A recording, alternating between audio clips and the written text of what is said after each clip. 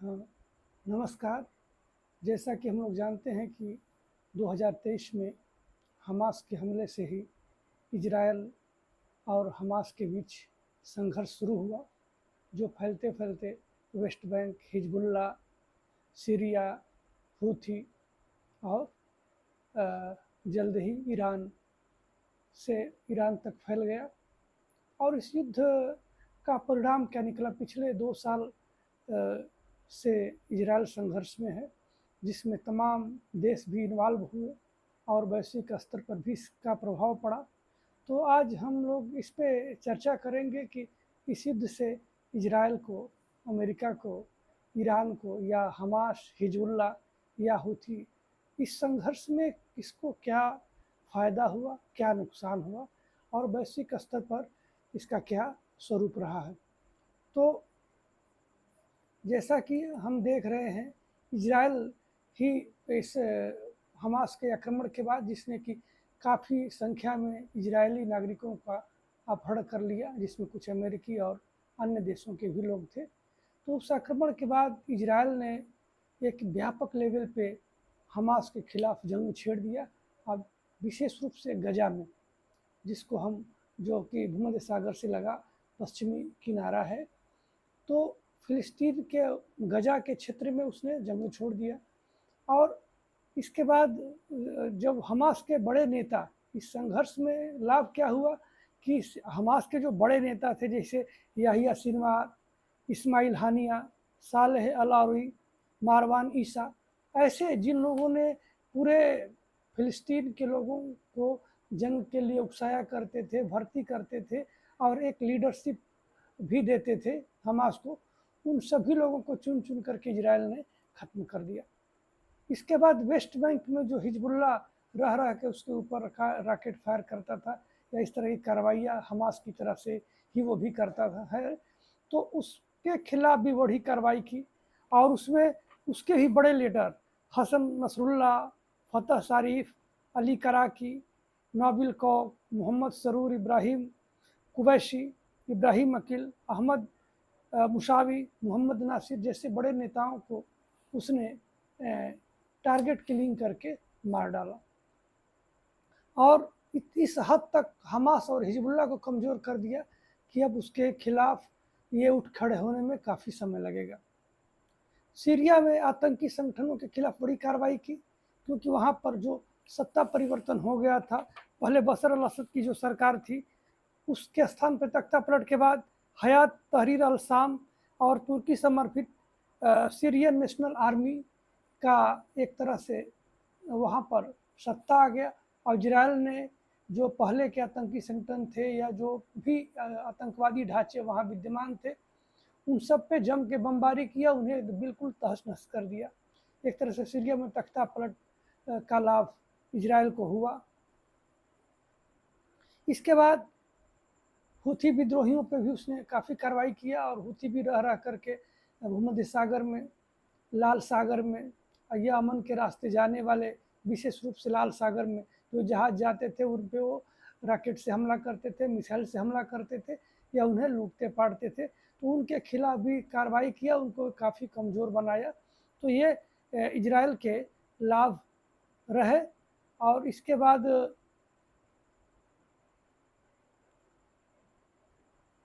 Iran के खिलाफ जो उसने बड़े कार्रवाई किए, वहाँ के राजनीतिक लीडर्स, साइंटिस्ट और परमाणु वैज्ञानिकों को मारा।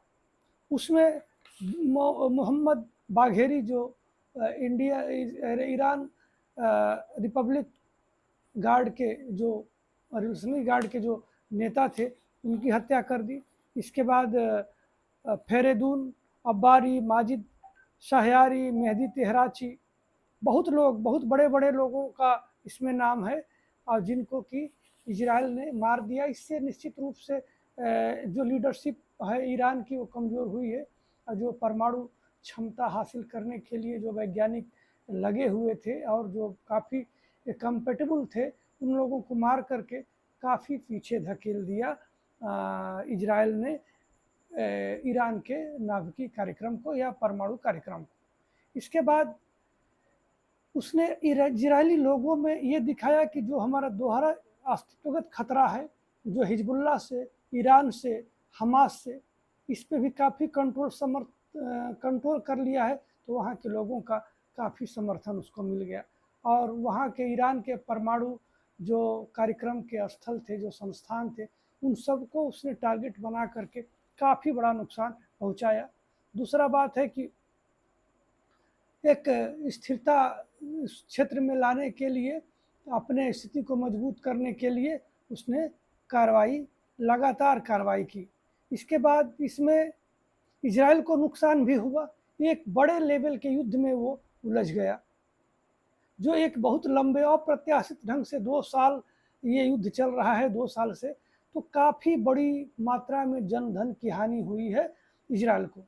और जो मुख्य टारगेट इजराइल का था कि अपने अपहृत नागरिकों को हम वापस लाने में सफल हो जाएंगे, उसमें भी कहीं ना कहीं इजराइल असफल रहा। कई बार समझौते हुए कतर में और कतर के दोहा में, तो कुछ लोगों की वापसी हुई, लेकिन ये पूरी तरह से वापसी करा पाने में सफल नहीं हुआ। जबकि अमेरिका ने काफ़ी प्रयास किया, कतर ने काफ़ी प्रयास किया, फिर भी हमास के साथ कोई ऐसा समझौता नहीं हुआ कि सारे के सारे अपहृत जो इजरायली नागरिक थे या अन्य देशों के नागरिक थे उनको वापस वो ले सके।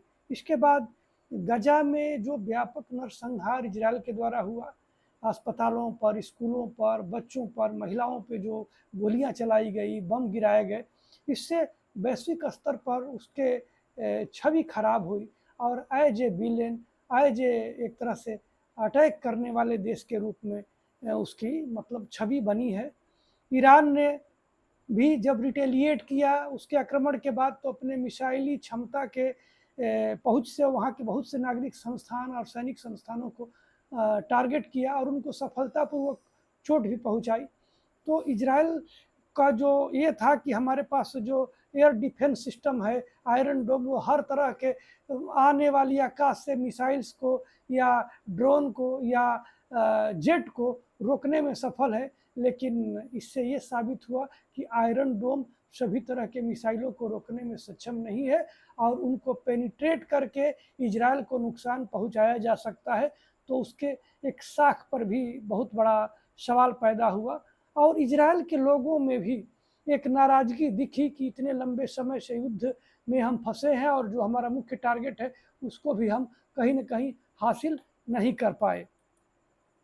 इसके बाद इस युद्ध में ईरान को तो बहुत नुकसान ज़्यादा हुआ, लेकिन देखा जाए तो क्या एक लाभ क्या हुआ, तो लाभ वैचारिक रूप से हुआ कि तेहरान की एक छवि ये बनी कि हम रेजिस्टेंस फोर्स हैं और हम अमेरिकी और पश्चिमी ताकतों का विरोध करेंगे, इजराइल का हम विरोध करने में पीछे नहीं हटेंगे। तो एक प्रतिकार की जो उसकी छवि बनती है वो कायम हुई।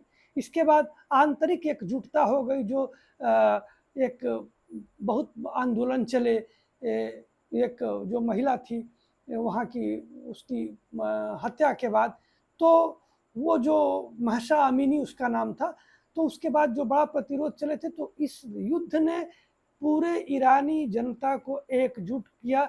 तो आंतरिक रूप से सरकार को जन समर्थन व्यापक मिला और वहाँ ये समर्थन पा करके सरकार मजबूत हो गई। इसके बाद ये लाभ हुआ कि लगता था कि इसकी परमाणु सामग्री या तो बिखर जाएगी या तो नष्ट हो जाएगी, जो इनरिच्ड यूरेनियम उसके पास है, लेकिन ईरान कहीं ना कहीं इसको बचाने में भी सफल रहा और अपना स्टॉक जो परमाणु का था उसको कहीं गायब होने नहीं दिया। इसके बाद ईरान ने अमेरिकी और इजरायली नागरिक और सैन्य प्रतिष्ठानों पर हमला करके दिखाया कि वो पीछे झुकने वाला नहीं है, उसके ऊपर आक्रमण होगा तो रिटेलिएट करेगा, उनको भी अपनी क्षमता से नुकसान पहुंचाएगा। और ईरान की जो अंतर्राष्ट्रीय परमाणु निगरानी एजेंसी के साथ समझौता था वो बिल्कुल ख़त्म की तरह है। जो उसने निगरानी के उपकरण लगाए थे, जो व्यवस्थाएं की थी, एक तरह से वो भी ख़त्म हो गई। तो इस निगरानी से ईरान बाहर जा कर के परमाणु बम बनाने में या नागरिक उद्देश्यों से परमाणु कार्यक्रम चलाने में एक तरह से फ्री है। आगे देखते हैं क्या होता है। लेकिन इजराइल और अमेरिका को ये समझ में आ गई कि ईरान पर प्रभुत्व स्थापित करना, यहाँ वहाँ रिजीम चेंज करना ये आसान काम नहीं है और उन्होंने लोगों ने पहल किया इस सीज फायर के लिए, तब जाकर के सीज फायर हुआ, और सीज फायर हो गया तो पूरी दुनिया को एक तरह से राहत मिली है, और उस पूरे क्षेत्र को राहत मिली है जहां पर व्यापक ये सब चीज़ें हो रही थी। लेकिन ईरान की हानि बहुत हुई है। इस संघर्ष में जो टारगेट किलिंग के माध्यम से ईरान के बड़े बड़े वैज्ञानिक और परमाणु वैज्ञानिक, वहाँ के बड़े कमांडर, सैन्य अधिकारी, ऐसे लोगों को टारगेट किलिंग करके इजराइल ने सफलतापूर्वक मारा। तो वहाँ एक लीडरशिप कमज़ोर हुआ। एक जो व्यवस्थाएं चल रही थी, जिन लोगों के हाथ में ईरान आगे बढ़ रहा था, कहीं ना कहीं वो हाथ ख़त्म हुए, वो कमज़ोर जब हुए तो इसका तो नुकसान ईरान को उठाना पड़ा। अच्छा, ईरान की वायुसेना की क्षमता, वो जो या एयर डिफेंस की जो क्षमता थी, वो साबित हुई कि वो बिल्कुल कमज़ोर है, क्योंकि ईरान में कहीं भी अमेरिका और इजराइल अपने बम्बर लेकर के जा कर के वहाँ बम गिरा सकते थे और ईरान उनका कुछ नहीं कर सकता था। तो ये साबित हुआ कि ईरान के पास जो मिसाइल सिस्टम है वो तो मजबूत है, लेकिन वहाँ का जो एयर फोर्स है और एयर डिफेंस सिस्टम है वो उतना मजबूत नहीं है, वहाँ की नौसेना भी उतनी मजबूत नहीं है। तो इससे एक बड़ा संदेश गया कि ईरान जो वर्षों से ये लगता था कि वो एक बहुत बड़ी पावर है, तो लगा कि नहीं, बहुत बड़ा पावर नहीं है, हाँ मिसाइल सिस्टम के मामले में वो थोड़ा ठीक है। अच्छा, इस युद्ध से ईरान के विकास को बड़ा झटका लगा। इसमें काफ़ी उसे धन की भी हानि हुई, काफ़ी जन की भी हानि हुई। ईरान के परमाणु संस्थानों पर इजरायल ने भी और अमेरिका ने भी अपने बम गिरा करके उन्हें काफ़ी क्षति पहुंचाई है, और इसका आकलन पूरी दुनिया को भी नहीं हो पाया है, क्योंकि ये बातें अभी बाहर नहीं आई है। और फिर जब ईरान ने रिटेलिएट किया तो कतर को और अमेरिका को बता करके उसके सैन्य बेस पे आक्रमण किया।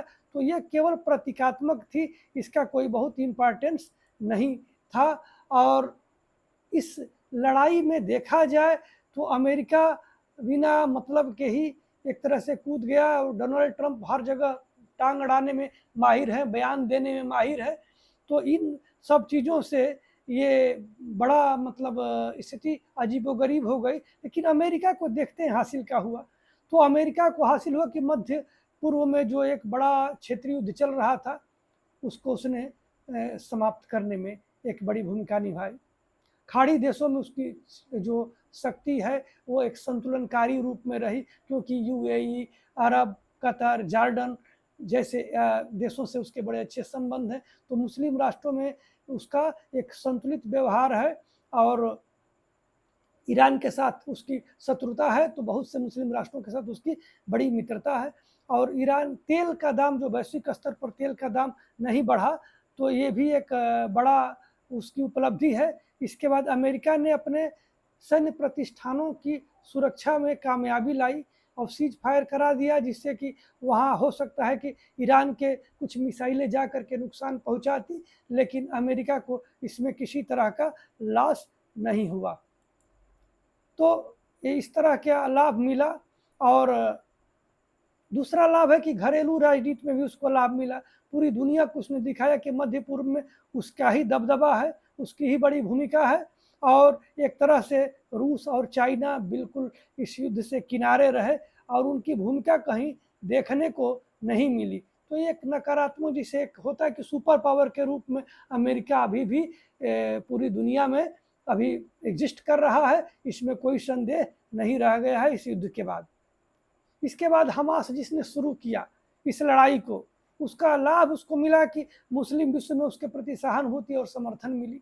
हालांकि गाजा में उसको समर्थन नहीं मिलेगा, क्योंकि वहाँ के लोगों के ने जितनी त्रासदी झेली है, शायद ही वो उनके इतिहास में या उनके जीवन में यह एक तरह से बहुत ही नेगेटिव इवेंट के रूप में आया। वो लोग सोचते हैं कि हमास ने ऐसा क्यों किया जिससे उन्होंने उन लोगों को इतनी परेशानी में डाल दिया।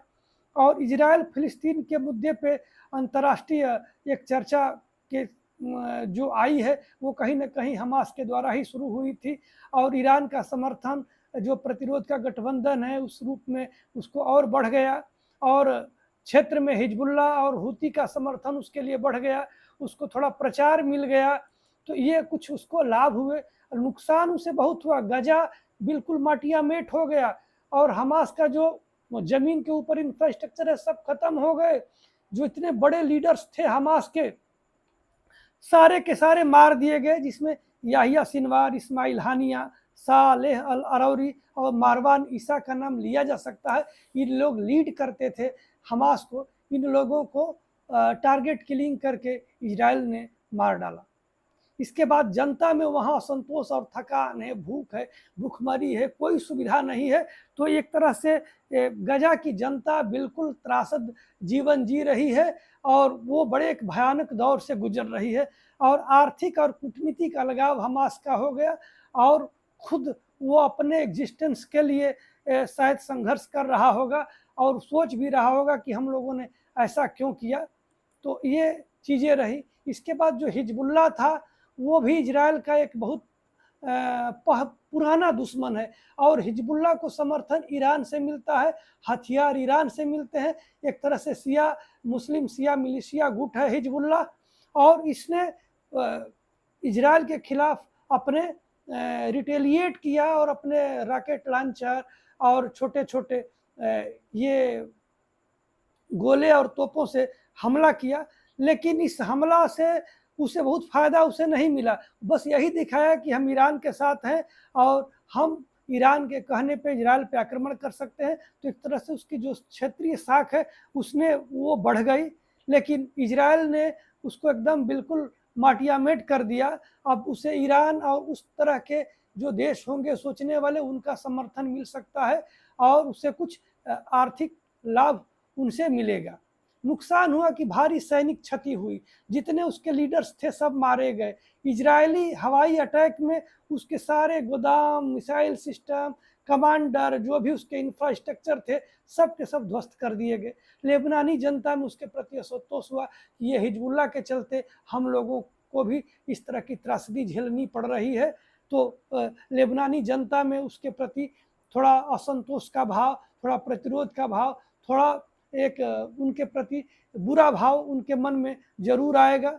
इसके बाद अंतर्राष्ट्रीय आलोचना, पूरी दुनिया आलोचना करे हिजबुल्लाह की, क्योंकि वो एक आतंकवादी संगठन तो है ही है, साथ में अभी इस लड़ाई में भी उसने इजराइल पे अटैक किया और इजराइल ने इसके बाद उस पर अटैक किया। तो इस तरह से हिजबुल्लाह को काफ़ी नुकसान हुआ, उसकी लीडरशिप एक तरह से ख़त्म हो गई। इसके बाद हुती मिलिशिया, जो कि ये भी एक तरह से ईरान स्पॉन्सर्ड मिलिशिया ग्रुप है, ईरान के सहायता से चलती है। तो इसने भी तमाम जो अरब सागर में और लाल सागर में जो जहाज़ अरब सागर से होकर जाती है या उधर से भूमध्य सागर से जो होकर के आती है, तो लाल सागर में एक तरह से उसका दबदबा अपना कायम किया। आने वाली जहाज़ों को किडनैप करना, उनको नष्ट करना, उनको डुबा देना, उन पर कब्जा कर लेना, ये सब हुती मिलिशिया का काम है।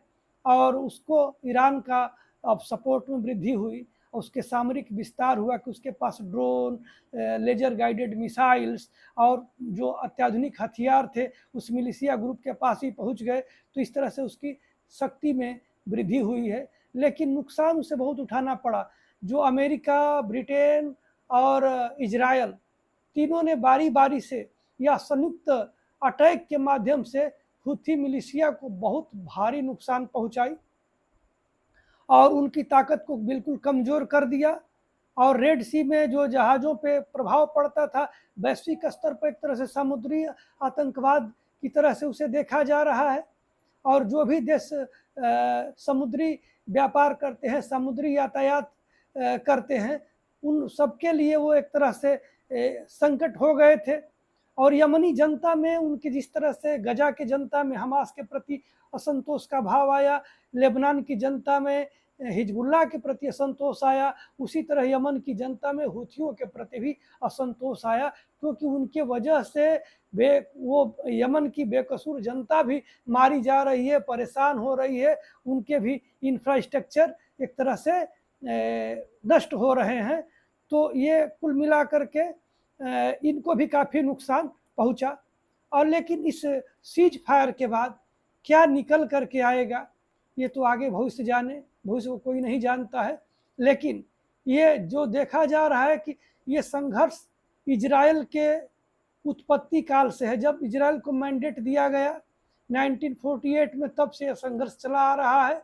और ये संघर्ष इस्लाम और यहूदी धर्मों के विरोध का संघर्ष है और उसके एग्जिस्टेंस को लेकर के ये कई लड़ाइयाँ लड़ी गई। 67 की लड़ाई हुई, 48 की लड़ाई हुई, बाद में भी कई लड़ाइयाँ हुई और रह रह करके संघर्ष हमेशा होता। लेकिन इस बार का संघर्ष थोड़ा व्यापक था और इसमें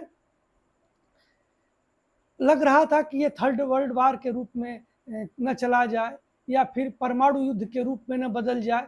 तो इस तरह की आशंकाएं थी और इस सीज फायर में कुछ कहा नहीं जा सकता है कि कितने समय तक चलेगा, क्योंकि अमेरिका भी जो चाहता है कि परमाणु कार्यक्रम ईरान का नियंत्रित हो जाए, सीमित हो जाए या बंद हो जाए। अगर वो हो सकता है कि ईरान के साथ कोई डील करे या उसको कोई लालच दे या फिर उस पर अटैक करे, तो ये इसकी संभावनाएं अभी बनी हुई है। और दीर्घकालिक शांति की हम संभावना से इनकार कर सकते हैं, क्योंकि वहाँ माहौल जो है उसमें लंबे समय तक शांति का बना रहना ये संभव नहीं है। तो सीज फायर हुआ है वो कुल मिलाकर के थोड़ा सा राहत जरूर दिया है इजराइल को भी, ईरान को भी और अमेरिका को भी, कि वहाँ पर एक अस्थायी शांति और युद्ध विराम हो गया है। अब देखा जाएगा कि आगे इस पे क्या होता है, लेकिन हो सकता है कि वैश्विक स्तर पर संयुक्त राष्ट्र के प्रयास से, अन्य देशों की मध्यस्थता से कोई समझौते के रूप में ऐसी चीज़ें निकल के आए जो वहाँ पर अस्थायी शांति बहाल कर दे, जिससे कि कम से कम गजा के लोग जो वहाँ पर महिलाएं, बच्चे और बीमार हैं उनको थोड़ा सा राहत मिले। लेकिन इजराइल की कार्रवाई गजा में चलेगी, इससे भी इनकार नहीं किया जा सकता है। तो कुल मिलाकर के मध्य पूर्व में अशांति के संभावनाएं ज़्यादा हैं और शांति वहाँ कैसे आएगी ये अब भविष्य में देखने की बात है। धन्यवाद।